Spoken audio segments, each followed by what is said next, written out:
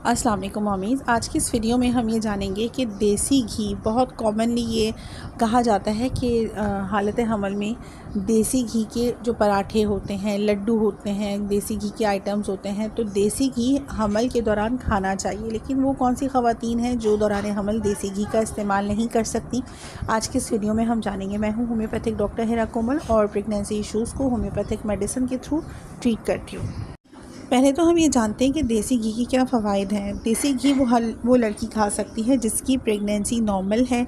हर वो लड़की खा सकती है जो अर्ली प्रेगनेंसी में होती है, यंग प्रेगनेंसी में होती है, क्योंकि 17-18 और 20-22 साल ऐसी उम्र होती है जिसमें कोई ख़ास बीमारी नहीं होती, कोई ख़ास मसला नहीं होता लड़कियों को, और वो प्रेगनेंसी हो जाती है उनकी, तो उनके लिए तो ये नॉर्मल है, हेल्दी है। देसी घी के अंदर बहुत सारे ऐसे न्यूट्रिशन पैक कंपाउंड्स होते हैं जो उन माओं के लिए हेल्पफुल होते हैं, बेनिफिशियल होते हैं, जो दुबली पतली माएँ होती हैं, जिनकी यंग प्रेगनेंसी होती है, शादी के बाद 20-22 साल में, 21 साल में वो माँ बन जाती हैं, प्रेगनेंसी होती हैं और खाना पीना इतना अच्छा नहीं कर पा रही होती हैं दुबली पतली लड़कियाँ। कॉलेज गोइंग एज में, यूनिवर्सिटी गोइंग एज में जिनकी शादी हो जाती है, तो वो इतना अच्छा खाना पीना नहीं कर रही होती हैं, तो उनके लिए तो देसी घी फिर बहुत फ़ायदेमंद है, क्योंकि इसके अंदर बहुत अच्छी अमाउंट में vitamin A, vitamin D, vitamin E, के मौजूद होता है, जो ओवरऑल आपकी हेल्थ को अच्छा करता है। लेकिन कुछ कंडीशंस ऐसी होती हैं जब माएँ देसी घी नहीं खा सकती। इस हवाले से हम जानते हैं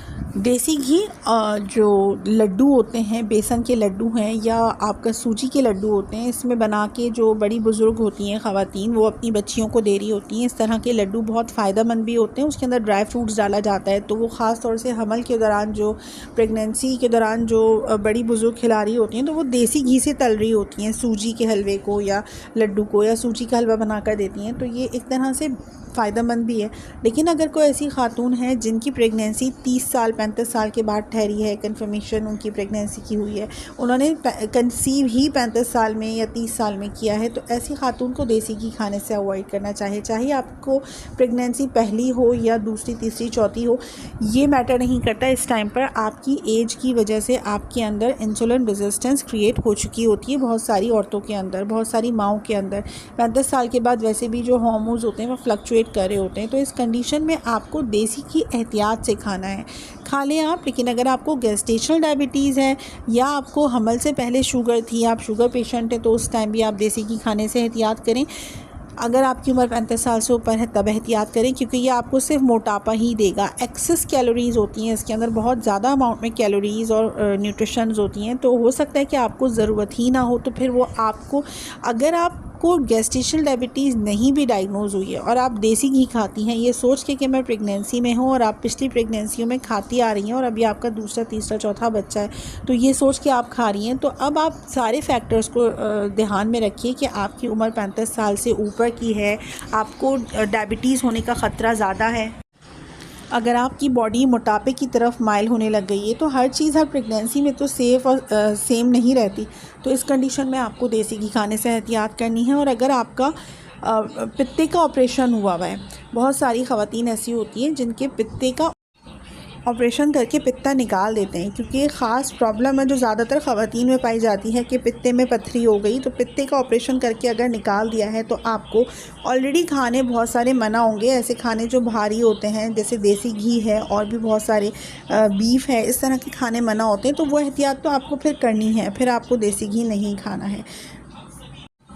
और अगर आपको IBS का प्रॉब्लम है, आंतों से रिलेटेड कोई मसले मसाइल हैं, तो उसमें भी आपको देसी घी खाने से एहतियात करनी है। अगर आपको आसानी से डायरिया हो जाता हो, आपको कोई भी ऐसा भारी खाना जिससे आपको डायरिया की कंडीशन हो, तो भी आपको देसी घी खाने से एहतियात करनी है, क्योंकि इस कंडीशन में देसी घी आपको नुकसान देगा। आपके डायरिया की वजह से आपके मिसकैरेज के चांसेस बढ़ जाते हैं, तो इस वजह से आपको देसी घी नहीं खाना। अदरवाइज़ अगर आप एक दुबली पतली लड़की हैं या आप में खून की कमी है, एनीमिया का प्रॉब्लम है, या आपको ऐसी कंडीशन है जिसमें कोई ख़ास आपके अंदर बीमारी नहीं है, मोटापा नहीं है, PCOS का प्रॉब्लम नहीं है, इंसुलिन रेजिस्टेंस नहीं है, तो आप देसी घी अपनी प्रेगनेंसी में खा सकती हैं। मॉडरेट अमाउंट में खाइए, क्योंकि देसी घी आपके और आपके बच्चे की हेल्थ के लिए बहुत बेनिफिशियल है।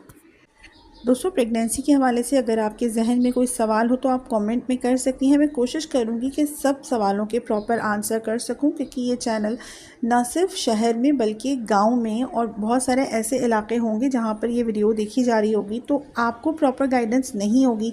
तो ये चैनल आप समझें कि जनरल अवेयरनेस के लिए है। अगर आपको कोई ख़ास या स्पेसिफ़िक प्रॉब्लम है तो आप अपनी डॉक्टर से ज़रूर मशवरा कीजिएगा, क्योंकि ये सारी प्रॉब्लम्स को अल्टरनेट या हल मौजूद नहीं है। ये सिर्फ आपको जनरल गाइडेंस देने के लिए मैंने बनाया।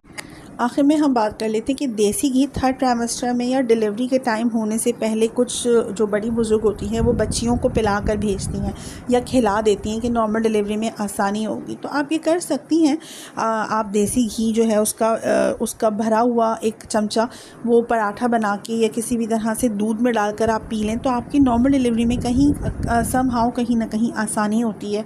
लेकिन अगर आपको डायरिया लग जाता है देसी घी पीने से, तब आपको एहतियात करनी है, क्योंकि मकसद ये है कि आपकी नॉर्मल डिलीवरी में लुब्रिकेशन मौजूद हो। ऐसा ना हो कि डायरिया हो, और डायरिया होना माँ के लिए, बच्चे के लिए थोड़ा पेनफुल हो सकता है। शुरू के जो 3 महीने होते हैं इसमें देसी घी आप खा सकती हैं, लेकिन अगर आपका आखिरी महीना चल रहा है, थर्ड ट्राइमेस्टर चल रहा है, तो इसमें थोड़ा यूँ एहतियात करें कि इस वक्त आपके बच्चे का और आपका सिर्फ वज़न बढ़ेगा, जो नॉर्मल डिलीवरी के लिए थोड़ा कॉम्प्लिकेटेड हो सकता है। तो शुरू के महीनों में खा लें, वो आपकी हेल्थ के लिए अच्छा होगा और आपके बच्चे की हेल्थ के लिए अच्छा होगा, क्योंकि उस वक्त बच्चा बन रहा होता है शुरू के 3 महीने। और जब आप आखिर के 3 महीने खाती हैं तो बच्चे ने जितनी एनर्जी लेनी थी वो ले ली। अब आपकी बॉडी में वो एक्सेस फैट्स के तौर पे स्टोर हो जाएगा।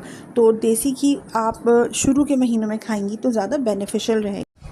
वो माएँ भी नहीं खा सकती जिन्हें कोलेस्ट्रॉल हाई होने का प्रॉब्लम हो, जिनके मोटापे की वजह से या जिनका किसी भी वजह से कभी ब्लड टेस्ट हुआ हो तो कोलेस्ट्रॉल हाई आया हो, तब भी आप देसी घी का इस्तेमाल एहतियात से करेंगी। ऑल्दो कि देसी घी में जो फ़ैट्स होते हैं वो गुड फैट्स होते हैं, लेकिन हाई कोलेस्ट्रॉल आपका किस नौइयत का है। हाई कोलेस्ट्रॉल हाई होने का ये मतलब नहीं है कि आपके गुड फैट्स भी हाई हों और बैड फैट्स भी हाई हों। आपके जो LDL और VLDL है, अगर ये हाई होता है कोलेस्ट्रॉल में, तब आप देसी घी खाने से एहतियात करेंगी।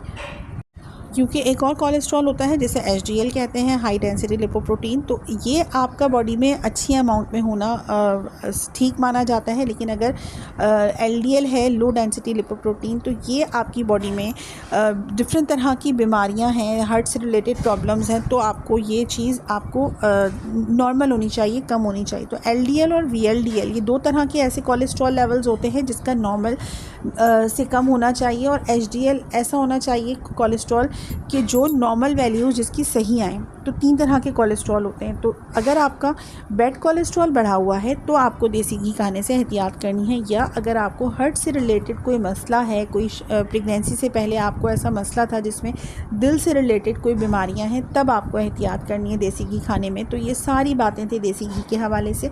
अगर आपके जहन में कोई क्वेश्चन हो तो आप कर सकती हैं। अपना और अपने बेबी का ख्याल रखिए। मिलती हूँ किसी नए टॉपिक के साथ। अल्लाह हाफ़िज़।